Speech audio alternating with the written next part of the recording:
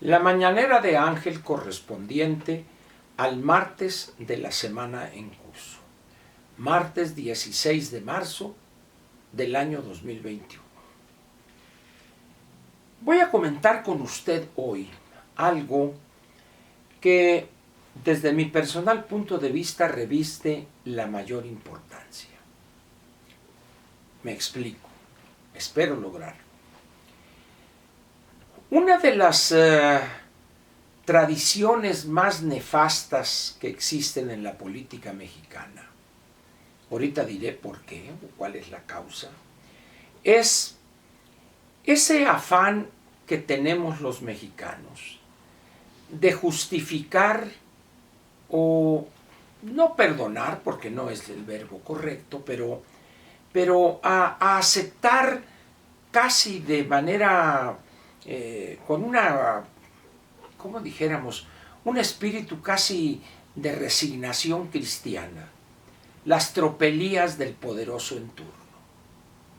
O tendemos a decir, bueno, es que las condiciones, bueno, es que él es el presidente, etc. Pero en términos generales, somos acríticos o hemos renunciado a criticar al poderoso en turno y de manera consecuente aceptamos otorgando un perdón tácito o a veces simplemente con un silencio cómplice ante, repito, lo que son indiscutiblemente tropelías, violaciones de la ley, raterías diversas, etcétera, por parte del poderoso en turno. Hay algunas que caen simplemente en el bandolerismo. Roban aquí, roban allá, se juntan con sus compadres, sus compinches, integrantes de su grupo político, a saquear buena parte del erario. Y se ve y no les importa si se detectan esas actividades, si su enriquecimiento es más que explicable, son unos ladrones, unos rateros de los bienes públicos. Pero hay otra cosa que es más peligrosa en estas tropelías, en esa expresión de autoritarismo del poderoso en turno, pero también más peligroso es la condonación o la contemporización del ciudadano de a pie, del elector, frente a esta conducta del poderoso en turno.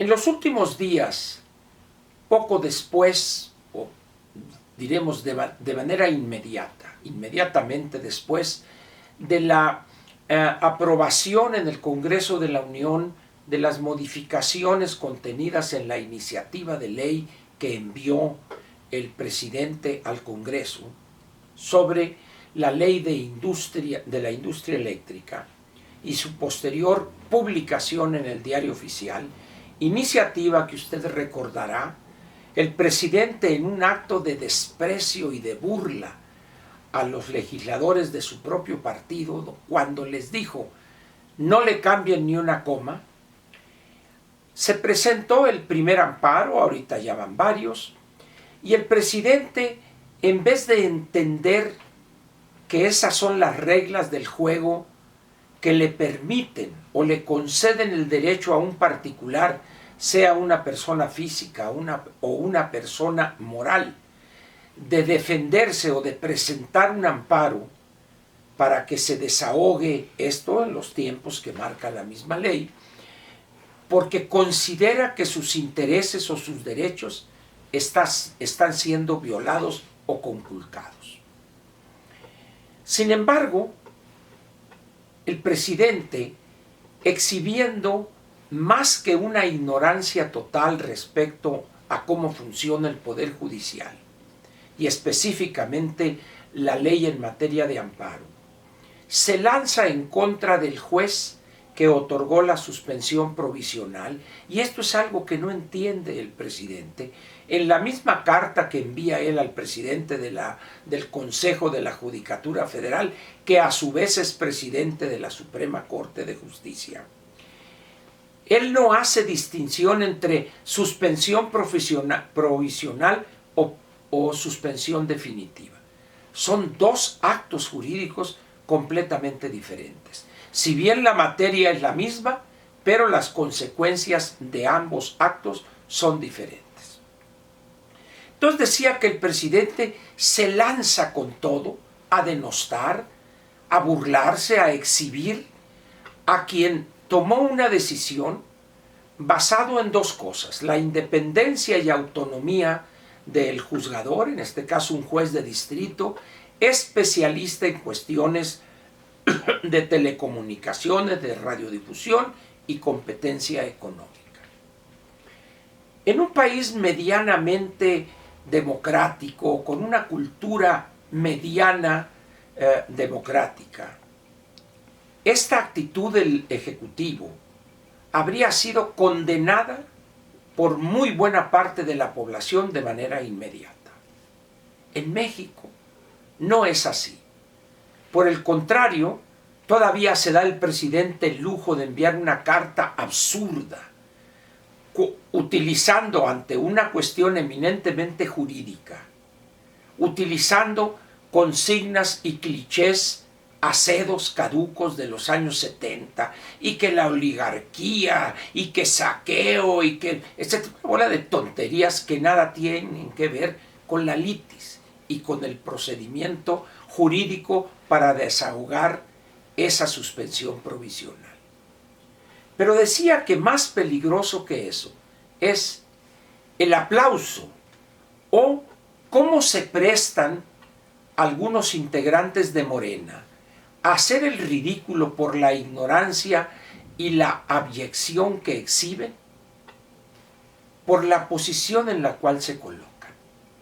Dice uno, ¿cómo es posible que una persona cuya ignorancia en materia jurídica es más que evidente repita consignas del presidente o posiciones que no tienen sentido jurídico alguno? Lo que evidencia esto de las dos partes, primero del presidente, es que ratifica con esa posición y esos dichos un desprecio completo, total, de la legalidad. Para el presidente la única ley que vale es la suya, no hay otra. Eso es un peligro para el país, para su estabilidad política y para la seguridad jurídica obligatoria que el Estado mexicano debe otorgar a unos y a otros. Pero también la actitud de ciudadanos que se prestan ciega y acríticamente a este autoritarismo burdo, chafa, caciquil, me atrevería a decir, de parte del presidente de la República. Alguien dirá a la vista de esta conducta del presidente que se ve con ella claramente que estamos ya en una dictadura. No, yo no comparto ese punto de vista. Pero ¿qué diría yo de eso que estamos viendo del presidente y de los que apoyan esa posición absurda, por decirlo menos, del presidente? Lo que estamos viendo es la conducta no de un gobierno dictatorial, sino de un gobierno de idiotas, la oclocracia. Este gobierno abusa de la ignorancia, a tal grado que tal parece que el presidente selecciona a los más brutos, a los casi retrasados mentales, idiotas funcionales, y los pone en posiciones de relevancia. También, para complementar este panorama, los ciudadanos escogieron de las tres opciones que había, las otras eran tomada de pelo, entre Anaya, Mid y López, escogieron al peor de los tres, pero con mucho, al peor de los tres. Y dice uno, así como tenemos una oclocracia hoy en México, el gobierno de los idiotas, de los imbéciles, busque usted un diccionario si duda de lo que estoy diciendo, pero tenemos también un rebaño de idiotas y de imbéciles que dicen que son ciudadanos.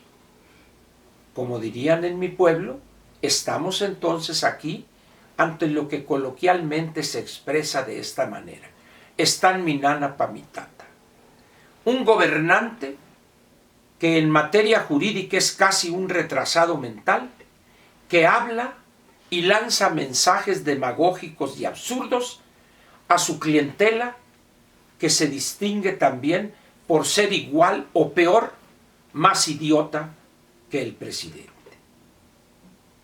¿Tendrá éxito esa idea del presidente de controlar los tres poderes en su persona, concentrar en él todos los poderes de la Unión? Mi opinión es que no. No hay condiciones en México para que algo que no fue posible siquiera en los peores años del autoritarismo, menos ahora, cuando México es una economía abierta, incorporada a la globalidad y con una interdependencia económica, política, militar, de seguridad nacional con Estados Unidos. El presidente juega con fuego.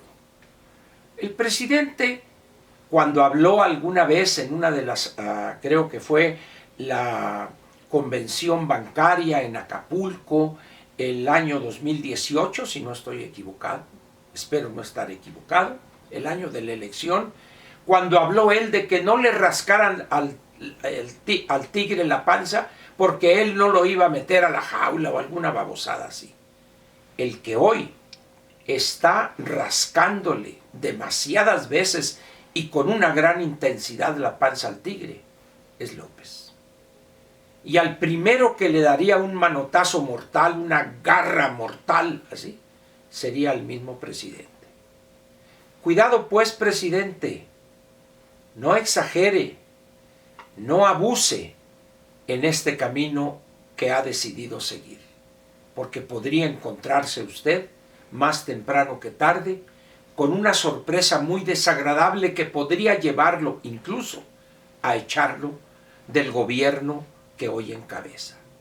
Cuidado pues, no abuse de la renuencia de los mexicanos a criticarlo, no abuse de su ineptitud e incapacidad para gobernar. En otras palabras, modérese, presidente. Muchas gracias y lo espero mañana miércoles en una mañanera de Ángel Más, en este espacio que es suyo más que mío. Gracias.